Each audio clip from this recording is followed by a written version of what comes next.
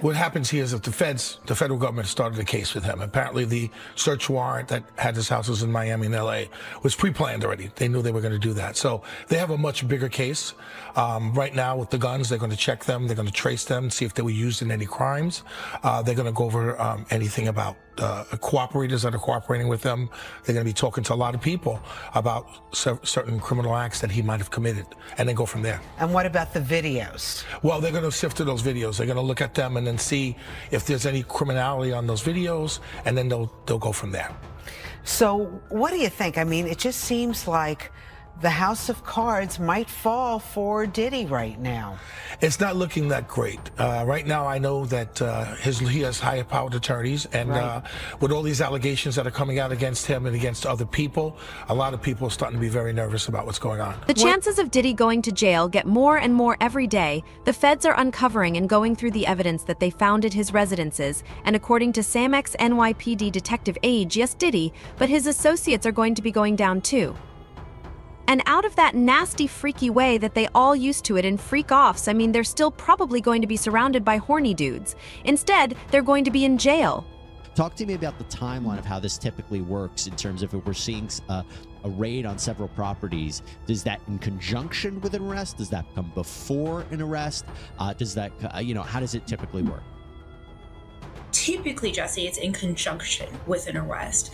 But I started thinking about this a little bit more last night, and I was thinking that if he has videos or his associates have videos, and they are attempting to distribute those of young male children or female children, that means that a child is in imminent danger. And so part of me wonders if this was done to stop that, and that they will get to the arrest obviously at some point, because as you mentioned, typically these warrants are served and there's usually an indictment that goes hand in hand with that at the same time. So in my opinion, it's not unheard of, it's just a little bit unusual. We don't typically see this. Anytime we did raids at the FBI of this nature, we also had an arrest warrant for the individual as well. And so it is unusual, but I don't want to say it's unheard of. And again, I'm just speculating, but part of me wonders if this was still actively being distributed. And if it is, they need to shut that down immediately. Homeland Security could have made a case to directly arrest him, but that would have taken a bit longer, which wasn't ideal because, as you know, their top goal was to get the videotapes, whether he had a minor performance sexual act or not. We do have an extradition treaty with them. Right now, though, because of the public nature of this, I have a very hard time believing that a country would allow his plane to land with him on it in their country. They don't have to let him land if they don't want to. And so I think that it would be very difficult for him to be able to land in an inhospitable country simply because they don't want him. We do have extradition treaties with more countries than I think people would think. And typically they will send folks back to us as long as we take the death penalty off of the table. And I don't believe that this is a death penalty case. It's Southern District of New York. And so I believe that whether we have an extradition treaty or not with whatever country he may or may not go to, they will send him back. Now, Diddy might try to flee the country if an arrest warrant comes through, but he ain't going to have much luck escaping from the police when his dog broke.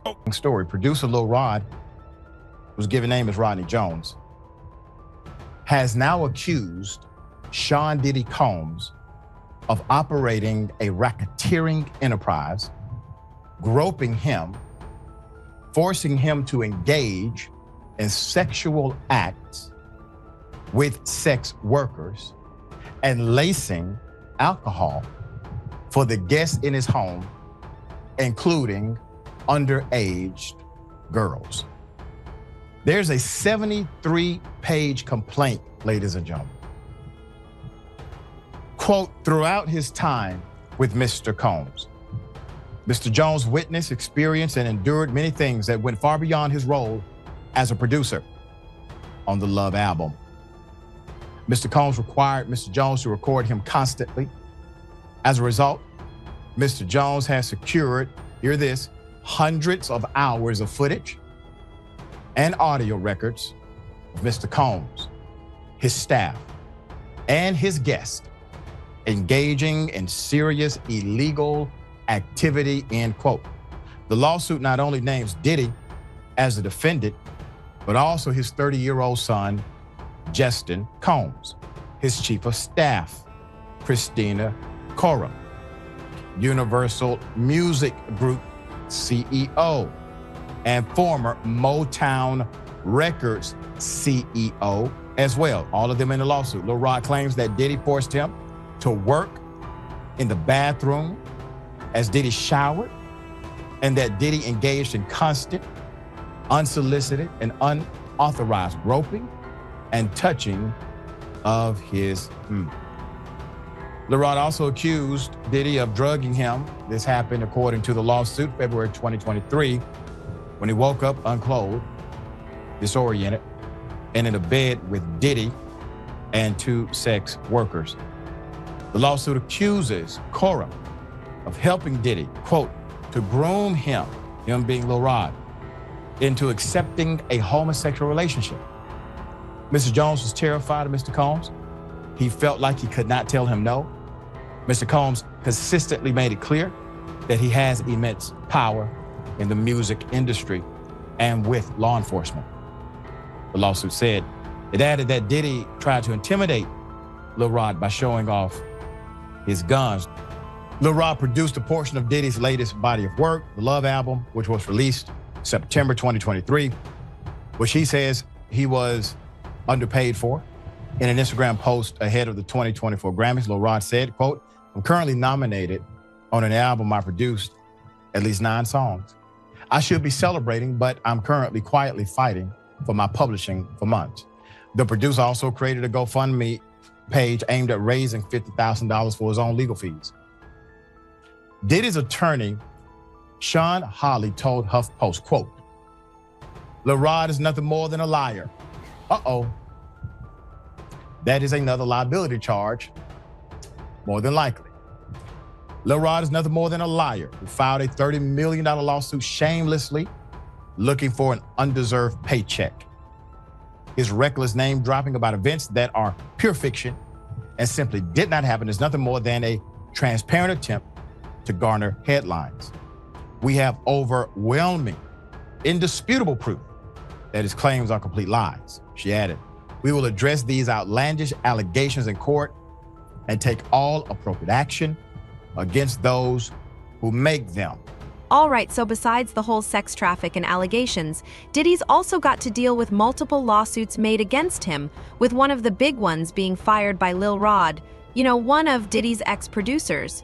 Diddy has always been known for over-the-top parties, and you'd be hard-pressed probably to find someone of note who hasn't been to a Diddy party of some sort in the last 20 years. There have always been rumors that Sean Combs' parties have been very crazy and somewhat wild.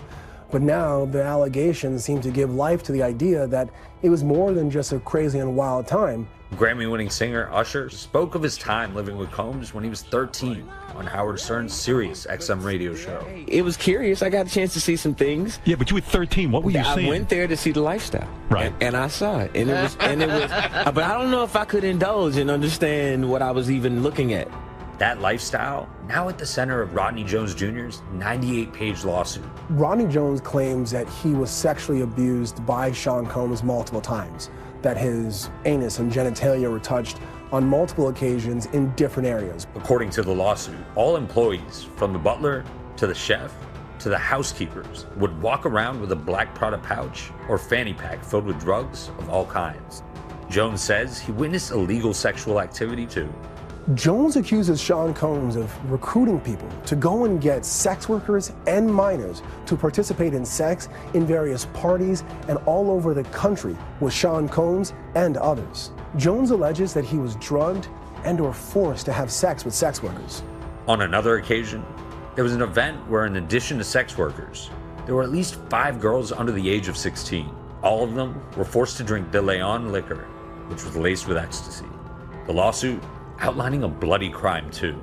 Jones alleges Combs or his son shot someone in the stomach in a bathroom at a recording studio, and then later lied to police, claiming a drive-by shooting was to blame. The LAPD investigated the shooting, and Combs was not charged. Jones says he was terrified of Combs and felt like he could not tell him no. And all of Rod's accusations might be true because there have been long rumors that he's crossed the line with multiple people, especially minors, at all of his freak-off parties. Oh, it looks like 50 Cent finally got answers to the questions everyone is asking now, aka, where on earth is Jay-Z when his bestie needs him, especially Jay-Z? Well, according to 50 Cent, it makes sense that Jay-Z has pulled a disappearing act because if you think the feds have dirt on Diddy, just wait until you find out how much worse Jay-Z is. And y'all know how Sean Carter is. You could never ever catch him slacking. But what we're wondering is, if it's bad enough that the Jay-Z had to go into hiding, just how deep does this thing run? A day after Diddy's homes got raided, 50 shared a photo of Jay-Z on a milk carton with the caption, "Anybody seen Jay? Puff said he ain't answering his phone, LOL." Then he shared another post with a photo of Jay-Z waving, captioned, "Here is Jay-Z last reported seen waving at Puffy Jet." I'm not even gonna lie. It's crazy that Jay-Z has left Diddy hanging because everything seemed cool when Diddy used to host all those all-white parties that Jay-Z and Beyonce used to attend all the time. And what happened to all those times Diddy and Jay have been all suited up, drinking champagne and toasting to Black excellence? Chill, man. But another big name that's going to be next on the Homeland Security's hit list ain't none other than Jay-Z. I said it before the man put the hoe in H-V. Now, given how close he was to Diddy, it ain't no surprise that since those raids, the dude's been Mia. Rumor got it that he and Beyonce ran away to hide in the land of the rising Godzilla. But the question is, what does Jay-Z have to do with everything that's been going on with Diddy? Well, according to 50 Cent and other industry insiders, everything you're seeing with Diddy is just the tip of the iceberg. Jay-Z has much darker secrets, the only difference between him and Diddy being that he is smarter and not sloppy. Do y'all remember how Jaguar Wright said basically the same thing in a recent interview? Sean Carter is worse. Uh-oh. Oh, man. He's smarter. He's patient. He's not sloppy. Just he been lining up people he calls friends and stepping to the side while they get hit by the guillotine for 30 years.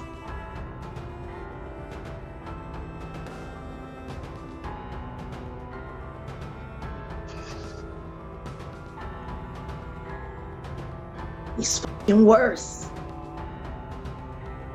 Jaguar has actually been on Jay-Z's case for a long time because she believes he is one of the most dangerous people in the industry. A couple years ago, she did an interview where she talked about how Jay-Z and R. Kelly share the same dark history, even down to girlfriends. And when you think about it, Jay did allegedly have something weird going on with Aaliyah, and this was confirmed by Dame Dash in an interview where he talked about how he felt betrayed when Jay-Z started going after Aaliyah. Also, isn't it super creepy that Jay-Z knew about all the things R. Kelly was doing with Aaliyah, but also with all them other girls and women that were working on him and still did a whole album and tour with him? Now, people like Jaguar Ryu, who's been saying for years that Jay-Z's got some pretty nasty things in his closet, say that the only difference between him and Diddy is that he's smart enough not to get caught. Let's take a closer look at this power couple and all their red flags. To start with, a lot of Beyonce's fans have suspected that Beyonce was groomed by Jay-Z because of their 12-year age difference and the fact that Beyonce was a teenager when she met Jay. Back in 2008, Beyonce told 17 magazine that she was 18 years old when she first met Jay and claimed they started dating when she was 19. There was no rush. No one expected me to run off and get married, Beyonce said. And just like Diddy, Jay-Z's also got a nag for preying on minds.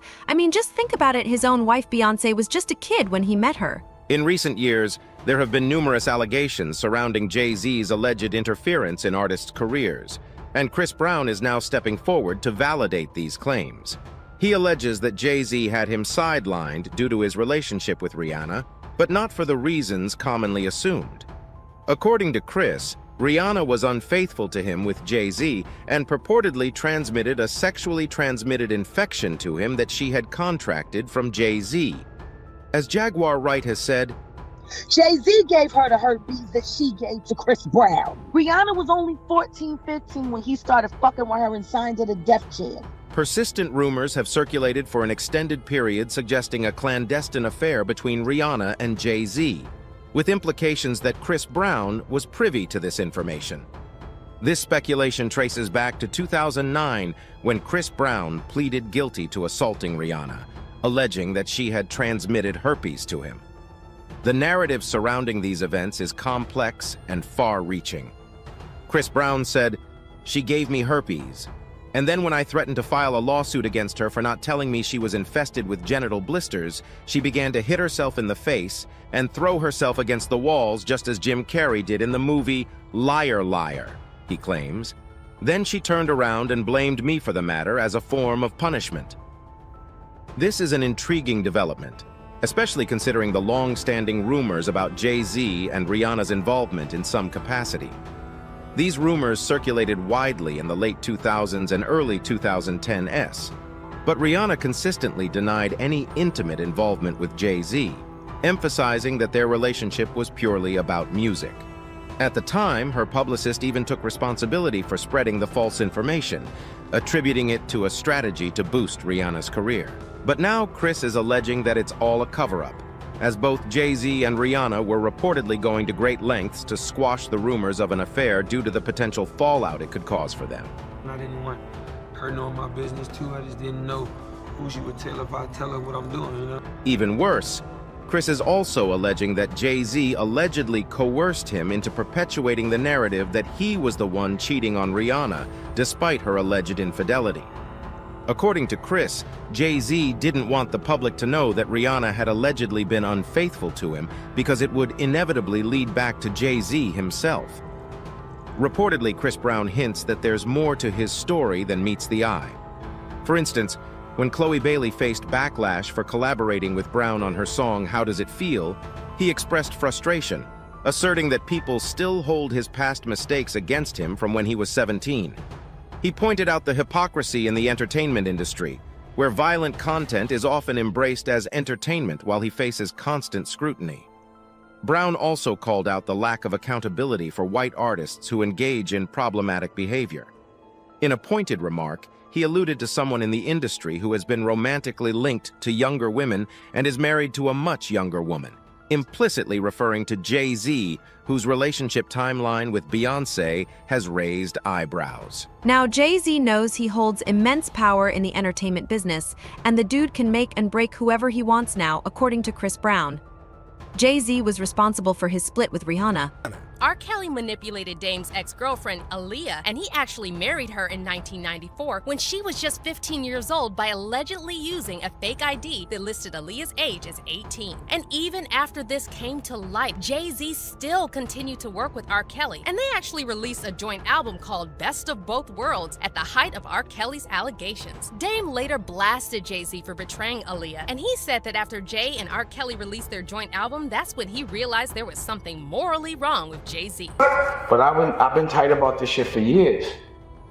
So to be honest, like, if you remember the Best of Both Worlds, you don't see my name on that. You know what I mean? And your name is not on either album? Hell no, I never wanted no parts of that.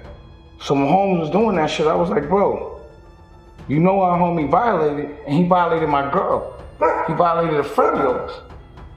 Dame also claimed that Jay later also tried to do a Best of Both Worlds tour with R. Kelly, and all of this was happening after Kelly got exposed. He destroyed, but then years later they tried to do the tour. The best of both. Yeah, but it still didn't work out. But you notice I wasn't a part of any of that, and the karma happens. But the thing I didn't understand is I was like, I know I'm not fucking with that. And because of the moral challenge and him choosing one way, I knew morally we weren't the same. So to me, Rockefeller was the funk. It was over. I couldn't something that to me was just like, not to say unforgivable, but I couldn't understand it. And then what's also disturbing is that there's been a lot of speculation over the years that Jay-Z was also trying to get with Aaliyah at one point. According to Dame Dash, Jay tried very hard to get with Aaliyah. And though Dame never specified how old Aaliyah was when Jay met her, the fact that Jay was already friends with R. Kelly at this point makes the whole situation extremely creepy. After all, we all know birds of a feather flock together. So this could explain why Jay didn't want to turn his back on R. Kelly, and this is also why a lot of fans have compared Jay's situation with Foxy Brown to R. Kelly and Aaliyah. The cherry on top is that he was close friends with convicted thief R. Kelly. Oh man, I never thought about it before, but maybe that's where R. Kelly learned how to pee on people. Was it all freak-offs? Maybe that's why they were so close, right? Maybe Diddy up there, like, no dog, you got to hang it like 2 inches to the left and like, go against the wind, bro, like you trying to drink your own pee, that's her job.